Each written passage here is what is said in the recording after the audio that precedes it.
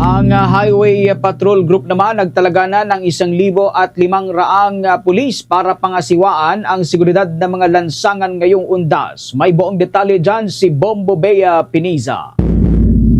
Pinakalat ng Philippine National Police Highway Patrol Group ang higit sa 1,500 na mga kapulisan upang bantayan ang seguridad sa lansangan sa buong bansa 2 araw bago ang paggunita sa undas. Sa isang panayam mula sa higit 1,800 na pulisya, itatalaga ang naturang bilang para sa pangangasiwa ng daloy ng trapiko at seguridad sa mga kalsada sa paligid ng mga sementeryo, habang ang natitira namang higit sa 300 ang mananatili sa mga tanggapan bilang mga standby forces. Layon din ito na patuloy na trabahuhin at pangalagaan ng mga administrative cases sa kanilang mga opisina at nang hindi rin maantala ang operasyon sa kanilang mga himpilan. 1,847 po na total strength ng PNP HPG, 1,500 plus po ang inilabas po ng PNP HPG sa nalalabas po din sa ating po mga kalsadahan at ating po mga sementeryo.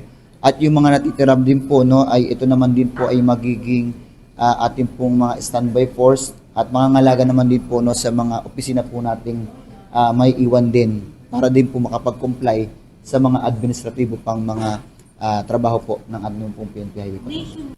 Ang mga tauhan na ito naman ay itatalaga sa halos 141 na mga sementeryo at kolumbaryo, 71 mga pangunahing terminals at maging sa mga pangunahing lansangan sa buong bansa.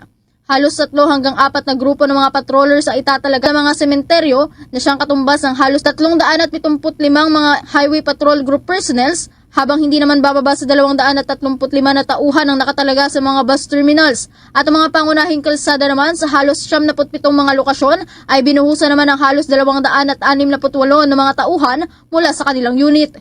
Ito ay para mas palakasin ang police visibility sa mga lansangan ngayong undas at masiguro ang seguridad ng mga babiyahing mga pasahero at maging ng mga motorista.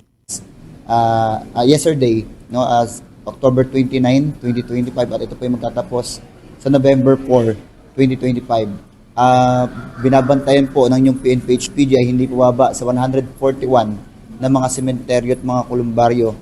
At ito po ay tinayuan or binigyan po ng PNP HPG personnel ng hindi bumaba sa 3 hanggang 4 po na HPG patrollers. Sa kabuuan po, ito po ay hindi po baba sa 375.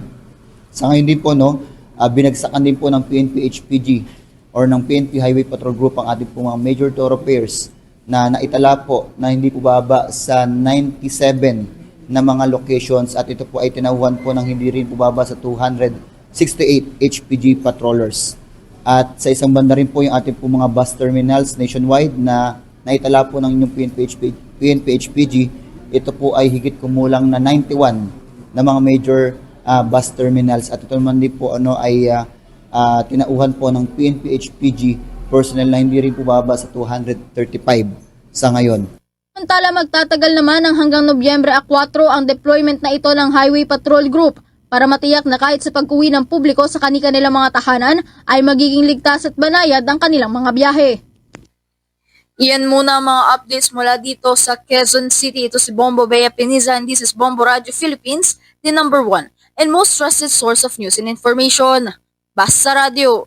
Bombo! For the most trusted source of news and information, visit our website at www.bomboradio.com. Follow us on Bombo Radio mobile app, Facebook, YouTube, TikTok, and X, formerly Twitter. Like, share, and stay connected. Anytime, anywhere.